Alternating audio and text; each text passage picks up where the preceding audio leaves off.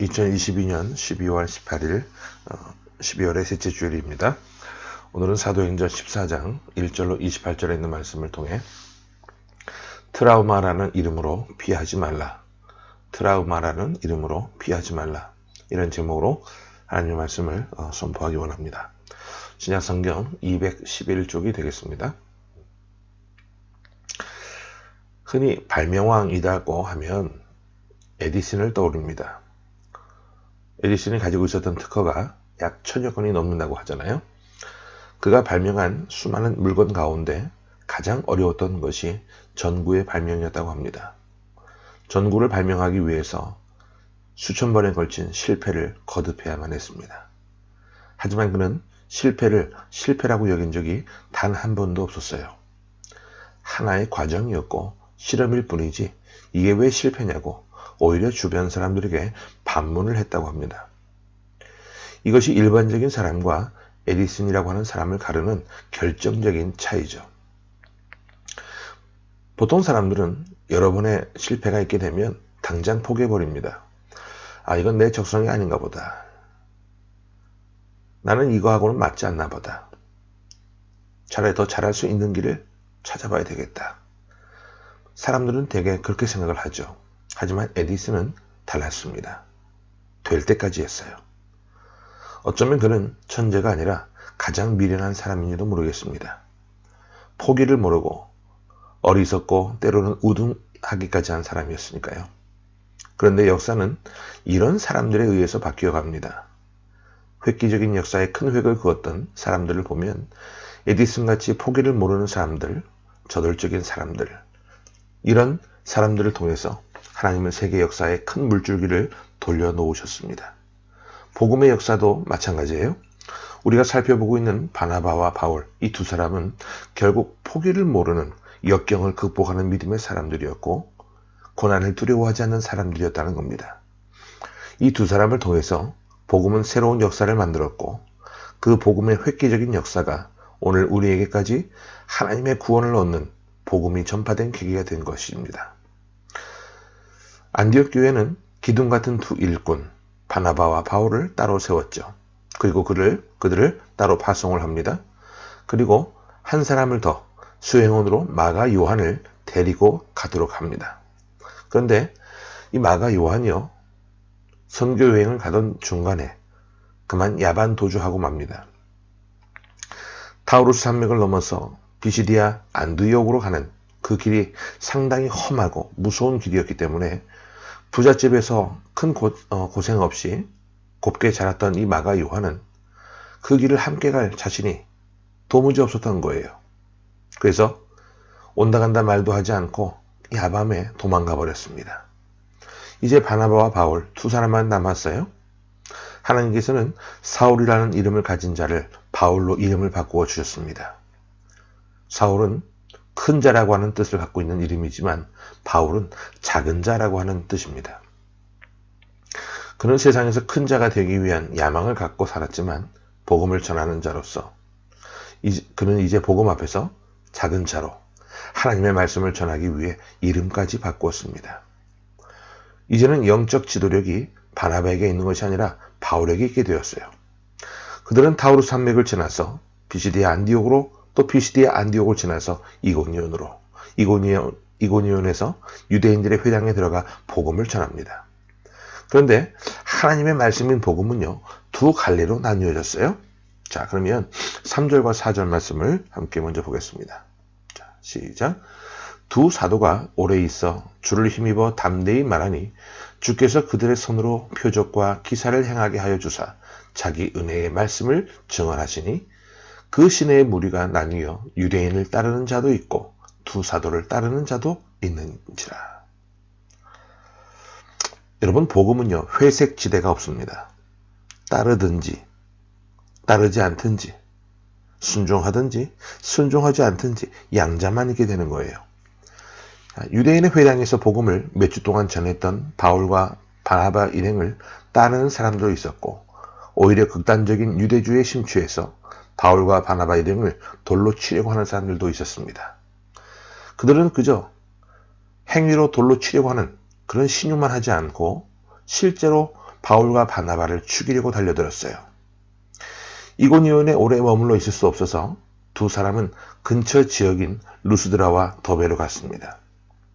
거기에 가보니까 날 때부터 한 번도 걷지 못했던 사람, 한 번도 일어서 본 적이 없는 사람이 있었습니다. 바울이 그를 주목하여 보니까 그에게 구원받을 만한 믿음이 있는 것을 보게 되어서 그를 고쳐주는 사건이 하나 생기게 됩니다. 자, 11절과 12절을 봅니다. 시작. 무리가 바울이 한 일을 보고 루가오니와 방언으로 소리질러 이르되 신들이 사람의 형상으로 우리 가운데 내려오셨다 하여 바나바는 제우스라 하고 바울은 그 중에 말하는 자임으로 헤르메스라 하더라. 이런 일이 벌어진 거예요. 그 당시 사람들은요, 그리스의 신들을 섬기고 있었기 때문에 바울이 날 때부터 한 번도 걷지 못한 사람을 고쳐주자 이들을 그리스의 신들이다 여겼습니다.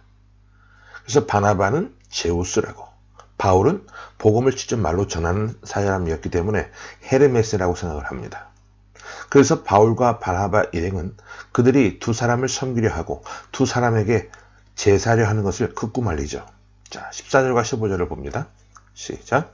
두 사도 바나바와 바울이 듣고 옷을 찢고 무리 가운데 뛰어 들어가서 소리질러 이르되 여러분이요 어찌하여 이러한 일을 하느냐.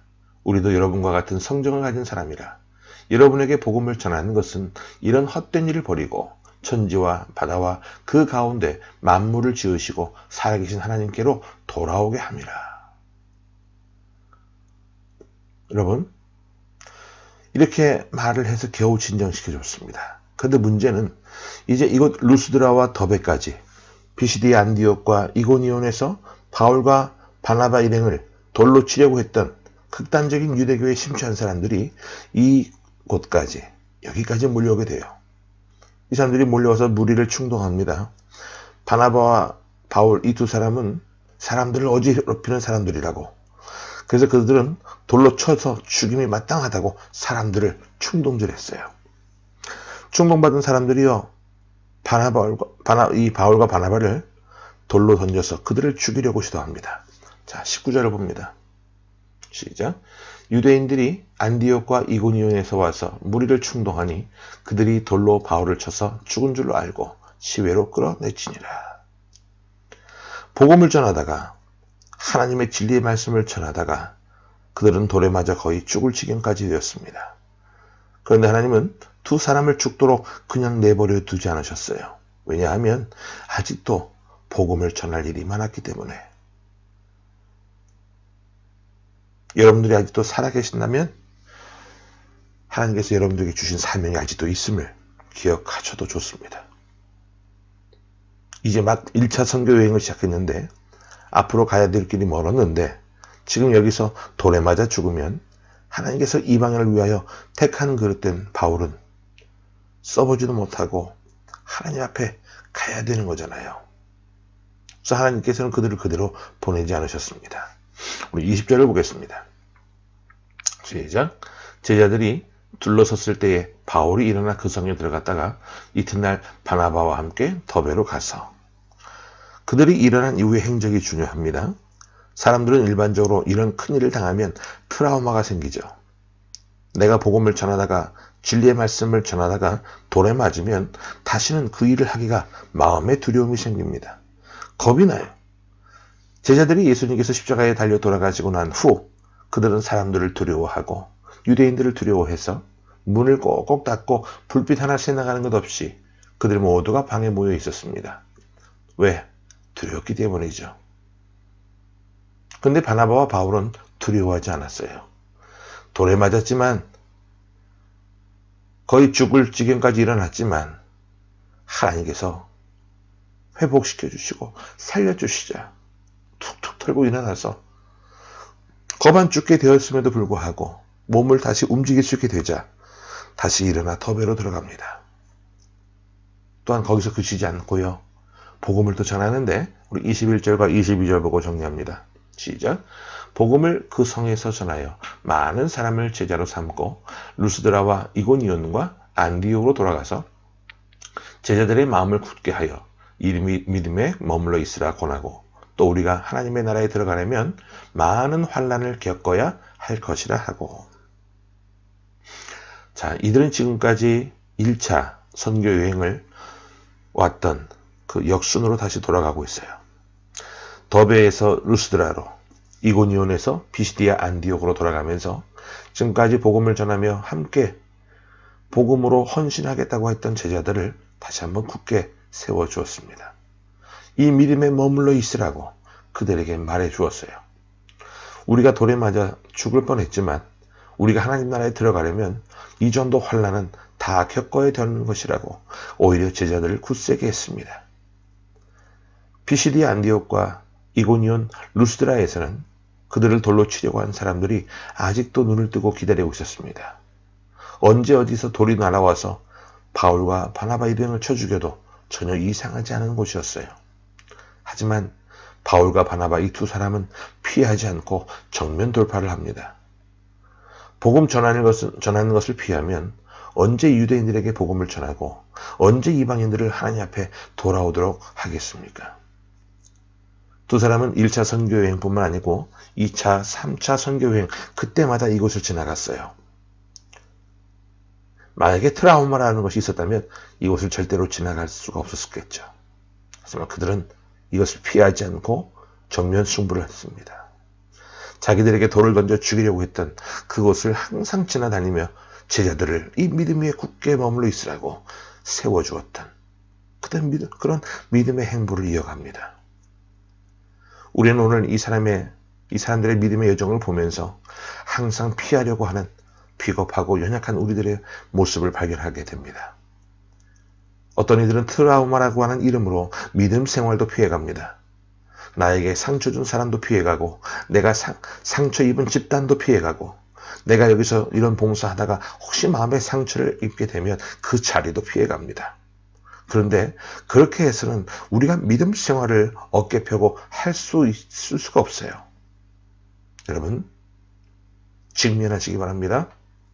믿음을 갖고 복음을 전하는 현장으로 거절당했다 할지라도 또다시 들어가고 하나님의 말씀에 복음의 능력을 전하는 일에 결단코 포기하거나 뒷걸음질 치는 일이 없기를 바랍니다. 이제 곧 다음 주면 성탄주일입니다. 여러분 복음은 위대한 능력이에요.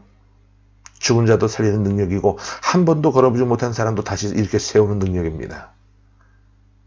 이 능력의 근원이 바로 우리 주 예수 그리스도에게 있지 않습니까?